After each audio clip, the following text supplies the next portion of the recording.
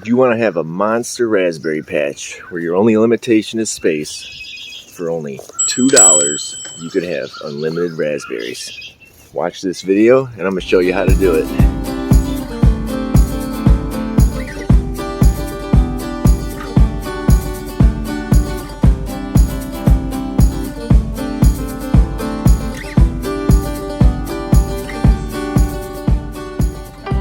What you're going to do is log on to Facebook Marketplace. It's May 21st in Southeast Michigan, and this time of year, everyone that has raspberries is starting to list their extra plants for sale. Raspberries are super aggressive and spread easy, so these listings will not be hard to find. One type of listing you're going to see is cuttings. People that are pruning their raspberries are going to have these leftover canes that they stick in dirt to grow new plants. The second type of listing is going to be plants that look like these. These are suckers. People that have raspberries and don't want any more want to get rid of these because they don't want their plants to spread. There's an endless supply of these right now on Facebook Marketplace, and they're going for $2 per sucker. And I've even seen them as low as $1 for a sucker. I'm fortunate enough that my property has hundreds of these raspberries growing through my tree line. So I'm just digging up all these suckers and I'm transplanting them to my new raspberry patch. I'm probably going to use about 20-30 plants, possibly more. Since they're so cheap, you could go on Facebook Marketplace and just buy all the plants you want, which is probably the easiest way to do it.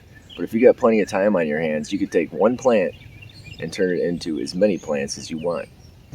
Here are some of the suckers I planted yesterday. I'm just digging these up throughout my yard. I got them all over the place. I actually mowed this down last year and cut all these plants down, but these guys are starting to grow pretty good in there, but I want to get them under control. So I'm just spacing these about 2 foot apart. As you can see, keep the root system well watered while doing it, and I'm going to fill this whole thing up. And on this side, I'm going to add another row as well. But let's look at how we're going to take this one $2 plant and turn it into an unlimited supply of raspberries. This part's easy. Once your plants are planted, you're just going to take care of them and come back to them late summer, early fall. On most varieties of raspberries, you're not going to get any fruits your first year. What you planted are called primo canes. It's first year growth, and it will not have raspberries on it. But these are the canes that next year will give you raspberries, and these are the canes we're going to use to make more plants. Let's take a look at some of the plants I got growing back here. You can see here, this is second year growth. So last year, this looked just like those primo canes that we got growing. But this year, it's actually going to have the berries on it. Last year, you can see that this branched out, and what it did was, coming from this main plant, came over and rooted itself in the ground. So here's a better look. There's our main plant with all the canes coming off. This one got so big that it actually went to the ground and rooted itself. And as you can see, it's actually growing some new primo canes off of it. So if I wanted to, I can cut this plant here and we have a brand new plant. This isn't first year growth, but because of the time of year, I'm going to use this as an example. You can take this cane, and on the end of it, on your primo canes, there's actually going to be a little root system that starts forming at the end. And if there's not, no worries. We really don't need it. But we're going to take this and we're going to dip this 4 inches into the soil. It's not necessary, but I removed some of the leaves on this top portion. You could bury the leaves, really doesn't make too much of a difference. We're going to take this, put it into a 4-inch hole, and then we're going to bury it.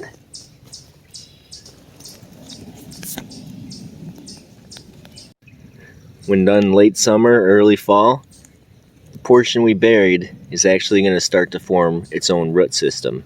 Some people will actually take this and plant it into a pot and let it sit on top of the soil. and then others will dig the pot into the ground so this can go into the pot and form a root system. When you go in the ground, what you're doing is helping protect the new root system from frost. If you do it in an external pot and you don't bury the pot, you're going to have to take it in over the winter because it will freeze and you're going to ruin the plant.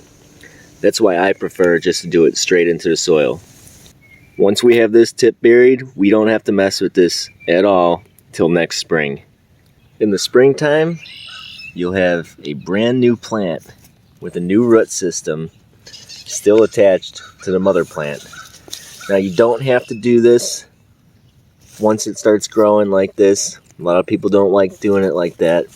You can, but a lot of people prefer to cut this while it's still dormant.